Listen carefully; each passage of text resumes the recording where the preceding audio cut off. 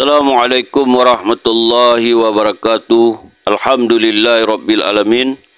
Lagi-lagi kita bersyukur kepada Allah Subhanahu wa taala atas segala nikmat yang Allah Subhanahu wa taala telah berikan kepada kita.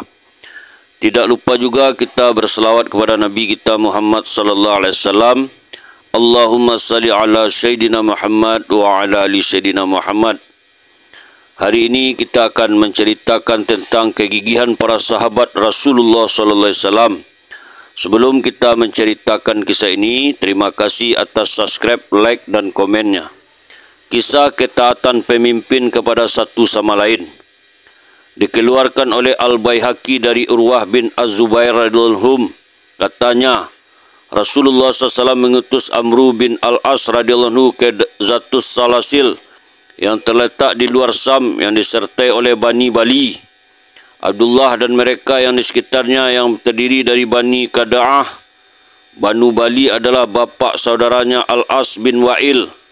Ketika mereka bergerak ke sana, Amru geram melihat banyaknya tentara musuh lalu mengutus seseorang kepada Rasulullah SAW untuk meminta bantuan. Maka Rasulullah SAW memanggil orang-orang muhajirin yang mula-mula memeluk Islam, lalu memilih Abu Bakar dan Umar serta sahabat-sahabat muhajirin yang unggul. Rasulullah SAW melantik Abu Ubaidah bin Al-Jarrah radhiyallahu anhu sebagai pemimpin. Ketika mereka telah sampai di tempat Amru, Amru pun berkata kepada mereka, "Aku adalah pemimpin kamu dan aku telah menghantar seorang utusan kepada Rasulullah SAW untuk meminta bantuan." Kaum muhajirin pun berkata, "Engkau adalah pemimpin untuk sahabat-sahabat engkau dan Abu Ubaidah adalah pemimpin bagi kaum muhajirin." Amru berkata, "Engkau adalah tentara-tentara bantuan yang telah aku minta dari Rasulullah SAW." Setelah melihat keadaan yang semakin tegang itu, Abu Ubaidah yang berhati lembut berkata, "Ketahuilah ya Amru, sesungguhnya pesan terakhir yang telah diberikan Rasulullah SAW kepadaku adalah, apabila kamu sampai kepada sahabat-sahabatmu itu, hendaklah kamu bekerja sama dengannya. Dan sesungguhnya jika kamu mengingkariku, aku tetap akan menaatimu." Lalu Abu Ubaidah pun menyerahkan jabatan pemimpin kepada Amru bin Al-As. Sebagaimana dalam Al-Bidayah, begini pula yang telah dikeluarkan oleh Ibnu As-Sakir dari Urwah, sebagaimana dalam Al-Kanz. Dikeluarkan juga oleh Al-Baihaqi dari Az-Zuhri, katanya, Rasulullah SAW mengirim 2 pasukan tentara kepada Bani Kalab, Ghassan dan orang-orang kafir Arab yang tinggal di timur Syam. Rasulullah SAW melantik Abu Ubaidah bin Al-Jarrah sebagai pemimpin kepada salah satu pasukan itu dan Amru bin Al-As sebagai amir bagi pasukan yang lain. Abu Bakar dan Umar juga turut serta dalam pasukan yang dipimpin oleh Abu Ubaidah bin Al-Jarrah. Ketika pasukan itu hampir berangkat, Baginda sallallahu alaihi wasallam memanggil Abu Ubaidah dan Amru bin Al-As dan berkata kepada keduanya, "Janganlah kamu mengingkari antara satu sama lain." Setelah mereka keluar dari Madinah, Abu Ubaidah menjumpai Amru sendirian dan berkata kepadanya, "Sesungguhnya Rasulullah SAW telah memberikan amanat yang terakhir kepadaku dan kepadamu agar kita jangan mengingkari antara satu sama lain. Baik kamu yang akan menyerahkan jabatan pemimpin kepadaku maupun aku yang menyerahkan kepada kamu." Kata Amru, "Tidak, kamu hendaklah mentaatiku." Maka Abu Ubaidah pun menaati Amru dan Amru adalah pemimpin bagi kedua pasukan itu. Melihat kejadian itu, Umar merasa tidak puas lalu berkata kepada Abu Ubaidah, "Adakah engkau akan menaati anak Nabi Ghan? Dan apakah engkau mengangkatnya sebagai pemimpin untuk engkau? Abu Bakar dan kami, bagaimana engkau telah membuat keputusan ini?" Maka Abu Ubaidah pun berkata kepada Umar, "Wahai anak saudaraku, sesungguhnya Rasulullah SAW telah memberikan amanatnya kepadaku dan kepadanya agar kami tidak mengingkari antara satu sama lain. Karena itu aku takut sekiranya aku tidak menaatinya. Aku dikira telah mengingkari Rasulullah SAW dan orang banyak pasti akan bercerai-berai di antaraku dan dirinya. Dan sesungguhnya aku menaati sehingga kita pulang." Ketika mereka pulang, Amr bin Al-Khattab radhiyallahu anhu melaporkan perkara ini kepada Rasulullah SAW. Rasulullah SAW pun berkata, "Aku tidak akan melantik seorang amir atau pemimpin setelah ini melainkan dari kalangan kamu para muhajirin." Dikeluarkan oleh Hanad dari Salamah bin Shihab Al-Abdi katanya, Umar bin Al-Khattab berkata, wahai orang-orang yang berada di bawah kuasa khalifah, kami bertanggungjawab kepada kamu. Hendaklah kamu mengucapkan sesuatu yang baik di belakang kami dan tolong-menolong dalam melakukan kebaikan. Dan sesungguhnya tiada sesuatu pun yang lebih disukai oleh Allah melainkan kelemah lembutan seorang imam. Dan tiadalah suatu pun yang sangat dibenci oleh Allah melainkan kejahilan seorang imam dan kemarahannya. Dikeluarkan oleh At-Tibri dari Salamah bin Kuhail dengan maknanya. Dikeluarkan oleh Ibnu Jarir dari Anas radhiyallahu anhu katanya, orang-orang tua kami dari kalangan sahabat-sahabat Rasulullah SAW pernah berkata, janganlah kamu mencaci pemimpin-pemimpin kamu, janganlah mempengaruhi mereka dan janganlah mengingkari mereka. Dan takutilah Allah dan bersabarlah kerana hari kiamat itu semakin dekat. Dikeluarkan oleh Baihaqi dari Urwah katanya, aku datang menemui Abdullah bin Umar bin Al-Khattab radhiyallahu anhu. Aku berkata kepadanya, ya Abdurrahman, kami sering duduk di kalangan pemimpin-pemimpin kami. Mereka berkata dengan perkara yang bertentangan dengan yang hak dan kami masih membenarkan mereka.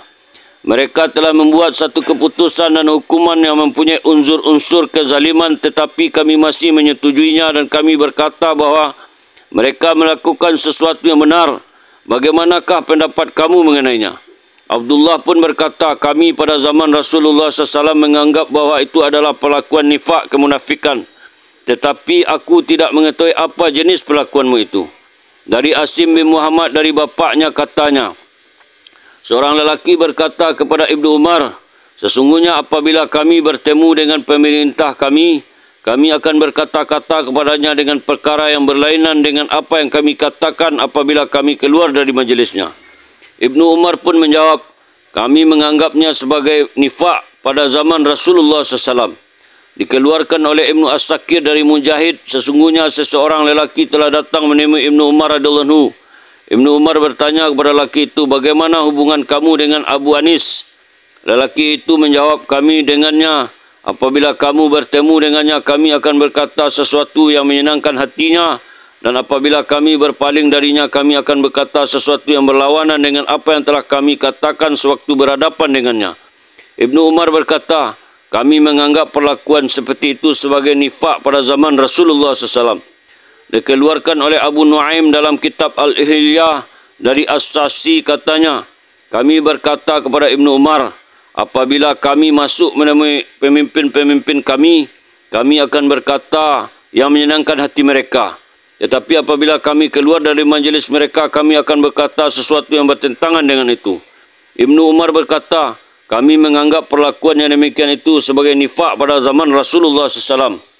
Dikeluarkan oleh Baihaqi dari Al-Qaamah bin Waqqas katanya, seorang lelaki yang lucu sering masuk menemui pemimpin-pemimpinnya dan membuat cerita-cerita lucu untuk menjadikan mereka tertawa. Kakekku pernah berkata padanya, ya Fulan, janganlah kamu masuk menemui mereka dan membuat mereka tertawa dengan kelucuan kamu, kerana aku telah mendengar Bilal bin Al-Aris Al-Mazani, seorang sahabat Rasulullah SAW, telah meriwayatkan bahawa Rasulullah SAW bersabda, sesungguhnya seorang hamba itu akan berkata-kata dengan satu perkataan yang menyebabkan keridaan Allah, di mana ia tidak mampu memberikan manfaat dari kata-katanya itu. Namun Allah ridha dengannya hingga ke hari pertemuan dengannya. Sesungguhnya seorang hamba itu akan berkata-kata dengan perkataan dari kemurkaan Allah dan ia tidak mampu memberikan keburukannya dari kata-kata itu. Namun Allah murka dengannya hingga ke hari pertemuan dengannya. Dikeluarkan juga oleh Al-Baihaqi dari Al-Qaamah, sesungguhnya Bilal bin Al-Aris Al-Mazani radhiyallahu anhu berkata kepadanya, sesungguhnya aku sering melihat engkau masuk menemui para pemimpin itu. Karena itu hendaklah engkau fikirkan apa yang engkau katakan kepada mereka, karena sesungguhnya aku telah mendengar Rasulullah SAW bersabda, sesungguhnya seorang lelaki itu akan berkata-kata, maka dinyatakan hadis sebagaimana yang di atas. Dikeluarkan oleh Abu Nuaim dalam kitab Al-Ihyah dari Uzaifah radhiyallahu anhu katanya, engkau hendaklah berjaga-jaga dari tempat-tempat yang menimbulkan fitnah, ya Abu Abdullah. Maka seseorang bertanya kepadanya, apakah yang engkau maksudkan dengan tempat-tempat yang menimbulkan fitnah itu, ya Abu Abdullah? Ia menjawab, pintu-pintu para amir. di mana salah seorang dari kalian masuk menemui mereka dan membenarkan kebohongannya dan berkata-kata menyanjung-nyanjungnya dengan yang sebenarnya tidak dimiliki. Dikeluarkan oleh Abu Nuaim dalam kitab Al-Hilyah dari Ibu Abbas katanya, bapakku berkata kepadaku, wahai anakku, sesungguhnya aku telah melihat Amirul Mukminin Umar bin Al-Khattab radhiyallahu anhu sering memanggil engkau, menyuruh engkau duduk berdekatan dengannya dan meminta pandangan engkau dalam musyawarah bersama-sama dengan sahabat-sahabat Rasulullah SAW. Oleh kerana itu, ingatlah kepada tiga perkataan ini. Takutilah Allah, janganlah engkau memberi peluang kepadanya untuk membuktikan bahawa engkau adalah pembohong. Janganlah engkau merahsiakan satu rencana pun, dan janganlah kamu mengumpat seseorang di dalam majlisnya. Kata Ammar, aku telah berkata kepada Ibnu Abbas, setiap peringatan itu adalah lebih baik dari 1000 perkataan. Ibnu Abbas berkata pula sebaliknya, setiap peringatan itu adalah lebih baik dari 10.000 perkataan. Diriwayatkan oleh Al-Tabrani seperti itu. Kata Al-Haisami, di antara nama perawinya terdapat nama Mujalid bin Sa'id. Ia kuat, diriwayatkan oleh An-Nisa dan dilemahkan oleh jamaah. Alhamdulillah, itulah kisah tentang para sahabat radhiyallahu anhu dan Rasulullah SAW. Semoga dengan mendengar kisah ini menambah ketaatan kita kepada Allah Subhanahu wa taala. Kita tutup dengan doa, subhanallah wa bihamdihi, subhanallah wa bihamdika, asyhadu an la ilaha illa anta, astaghfiruka wa atubu ilaik. Assalamualaikum warahmatullahi wabarakatuh.